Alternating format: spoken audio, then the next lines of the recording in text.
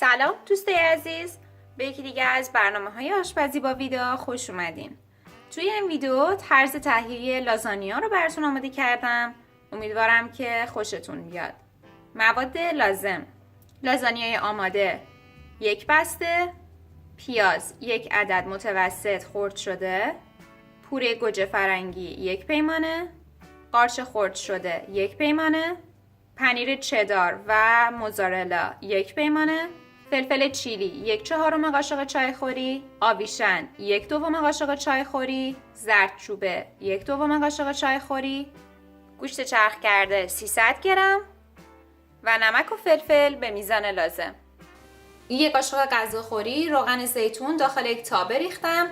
کمی گرم شده، پیازها رو به اون اضافه میکنم. پیازها که کمی طلایی و سبک شدن، گوشت چرخ کرده رو اضافه میکنم. گوشت رو تا حدی تفت میدم تا کاملا قهوه‌ای بشه. حالا ادویه ها رو اضافه میکنم. قارچ رو اضافه میکنم و همچنین پوره گوجه فرنگی. شما میتونید به جای پوره گوجه از رب هم استفاده بکنید. شعله گاز رو کم میکنم و اجازه میدم که به مدت 25 دقیقه کاملا این سس گوشت بپزه و جا بیفته.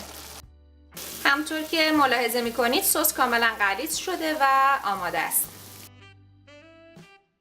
ابتدا کف ظرف 1 لایه سس بشامل میریزم که طرز تهیه این سس رو هم حتما در یک ویدیو به صورت جداگانه توضیح میدم.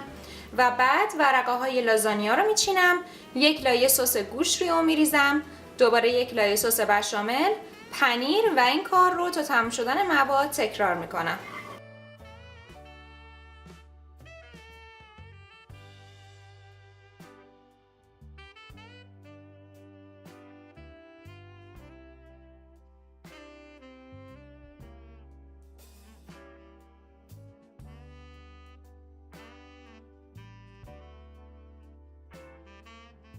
سطح ظرفم رو با یک فویل میپوشونم و به مدت 45 دقیقه داخل فر با دمای 180 درجه سانتیگراد قرار میدم.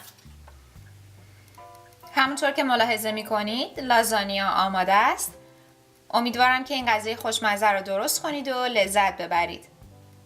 همچنین خوشحال میشم که ویدیوهای ما رو لایک کنید، به اشتراک بذارید و فراموش نکنید که سابسکرایب کنید.